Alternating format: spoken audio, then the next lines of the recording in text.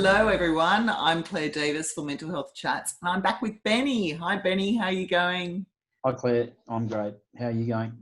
I'm well, thank you. And Benny and I are talking about all those facts that we should know about anxiety, because anxiety has really peaked, I think, during this year with the pandemic. Yeah. I know a lot of people who are feeling a lot more anxious. So why don't we start off with, Benny, the stats that you've got from Australia, because I've got a really interesting study here from the UK, and we can talk Yeah. about what's been happening with anxiety. Yeah, sure. Yeah, I read your study as well, Claire, and of course, as usual, the numbers align very closely. But in Australia, 1 in 7 Australians will experience depression in their lifetime. That's 15%. Yeah. A quarter will experience anxiety. So anxiety is a lot more prevalent than depression. So it's 25% versus 15%. Yeah. And what was interesting was I found Cleveland's talk where he experienced depression and anxiety. And I think a lot of people can experience both with each other. Absolutely. And I Yeah. love his definition, actually. It was really good. So if you haven't watched Cleveland's, I suggest you watch Cleveland's, because his definition was really good. And we've done one really early on what's the difference between depression and anxiety. But sometimes they can come hand in hand, can't they? Yeah, well, there's a stat there for that, Claire. It's Wow. 1 in 6. Great minds. One in 6 is currently experiencing both. So it's 17% of Australians experiencing both anxiety and depression. And yeah, so there. One thing that was interesting, it said around 50% of all affected are now getting treatment. So support seeking is on the rise, and that's probably been stimulated somewhat by COVID. You know, there's a lot more pressure on people, a lot more. We know that it's the prevalence has gone up through this really challenging time, and I think in that study that the UK one, similar in Australia, females are more likely to experience depression and anxiety. 1 in 6 females versus 1 in 8 men experience depression, and 1 in 3 females versus 1 in 5 men experience anxiety. Yeah. So it's 1 in 14 females versus 1 in 19 men is currently experiencing depression. Yeah.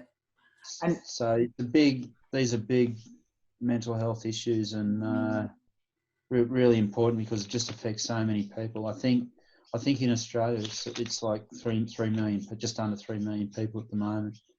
That 15%, the breakdown equates to just under 3 million people today are affected. Wow. So over here it was a study, and I'll put the links in for these, from the University of Nottingham and King's College. They did a study together, and they studied 397 adults who joined the study, and it was called the COVID-19 Stress and Health Study. And what they found was that 64% of participants recorded symptoms of depression during COVID, and 57% reported symptoms of anxiety. And the team observed that 31.6% reported moderate to severe depression, and 26% moderate to severe anxiety, which is really interesting. And they also stated that the worries that people are having are more prevalent to women and young people. And I've already spoken to 𝗍𝗆𝘆𝗶𝘀𝗁 with regards to young people on what's going on for them during COVID and how difficult it is for them. But the two causes that they stated were the biggest causes are the worry that they might get it. Now, that's really interesting. At the moment, it has hit Bristol. Bristol was one of the lowest numbers. It's one of the highest numbers at the moment. And we know loads of people who have had it. And unfortunately, some people's family members have passed away from COVID. But also the loneliness side is a big issue with anxiety and depression. And we need to be, very wary and very understanding when people are lonely, especially during different the isolations that we have. So it's really, really a big topic, anxiety. So now we want to talk about the causes, what actually causes anxiety. And I actually found Tommy's interview really interesting on that. Benny, Yeah. what did you find from Tommy's? Yeah, well, he was interesting. He said that he'd lived anxiety every day of his life, and his anxiety started very early in life. He'd had it for 10 years before he even went to college. Yeah. And, you know, he had trembling hands, physical pain, couldn't sleep. Yeah. And, yeah, he said that his life changed when he finally decided to speak to someone. Yeah. But he just talked about you know, being susceptible, and it's your state of mind. He made the comment, you're not alone, you can get better. You're not just your thoughts. He talked a lot about random thoughts dictating your mental state, and not to let, and this is particularly relevant during COVID when you're getting a lot of stuff bombarded with social media. He said, just don't let these negative thoughts in, and don't let random thoughts dictate your mental state. Treat them for what they are. They're just thoughts. And that goes with Trisha's explanation of the brain, which I love. And I actually use that in my training a lot, because we do go into that primitive brain. It's all about our emotions, the fight, flight, or freeze. And unfortunately, it can take over if we don't work on our emotional fitness. We need to be working on our emotional fitness. Yeah, well, her presentation, like, she had some slides. She shared the screen, and she had a picture of the brain, and it talked about the intellectual mind and the primitive mind, the limbic system, and that I found that really interesting. Yeah, you know, talked about the modern primitive mind, the cortisol levels rise. Yeah. And you know, the fight, flight response, fight, flight, freeze response, and so that was a good explanation. It really really explained how the mind works, and you know, she talked about focusing on the foundation elements, routines, exercise, having a purpose. So she really delved into how the brain worked, and it came up again. The similar sort of thing came up again in Fenella's presentation as well, in your chat with her. Yeah, and what I loved about all four of our guests were with regards to how they've helped themselves or helped other people with regards to anxiety, because all of them were different, but also all of them were also a bit similar. So I've got a couple of links that I'm going to put in. One is from 𝗵𝗲𝗀 and the other one is from Minds, and it's all about what we can do to help ourselves with anxiety. And I think one of the key things for any of you listening out there is to find what suits you, find what helps you. With emotional fitness, I can't just turn on the switch and say this is going to fix you, like breaking a leg. It's all about you working out what helps you when you've got anxiety. And I know myself, actually, I have had never experienced anxiety in my life. And a couple of years ago, something happened, and I had anxiety for a while. And for me, it was the breathing, because I've seen Fenella talk quite a few times. So I brought the breathing in. But it really hit me hard once. I remember once I was driving, and suddenly I couldn't breathe.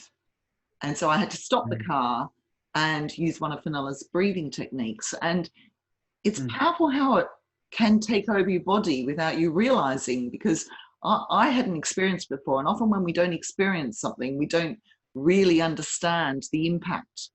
So it's if we are living with anyone who does experience anxiety, what can we do to help them? They've got to help themselves, but how can we support them in these situations? So I love the fact that all of them use different techniques.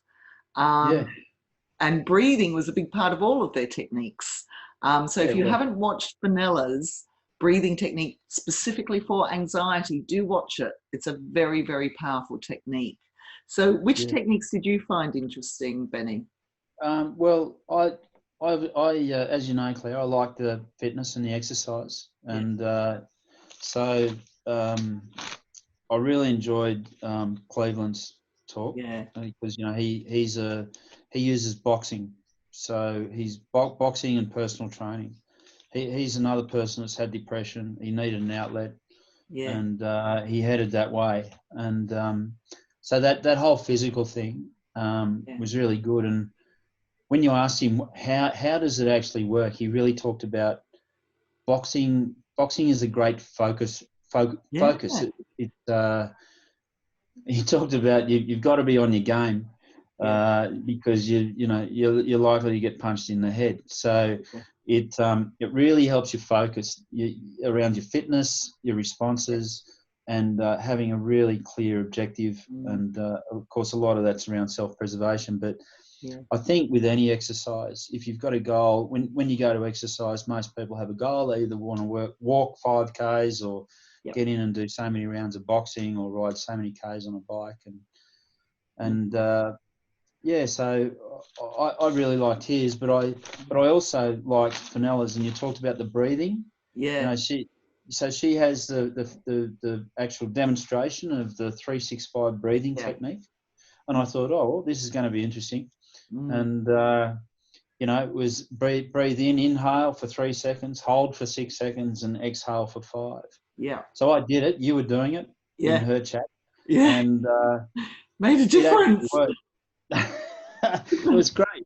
I thought it was a great technique. I don't think I've ever done it. And when you're doing that controlled exhale over 5 seconds, you can just feel your whole body just come down, because you've puffed yourself up on the 6 seconds. You hold for 6 seconds, and then that letting down, and it does physically relax you. And it does.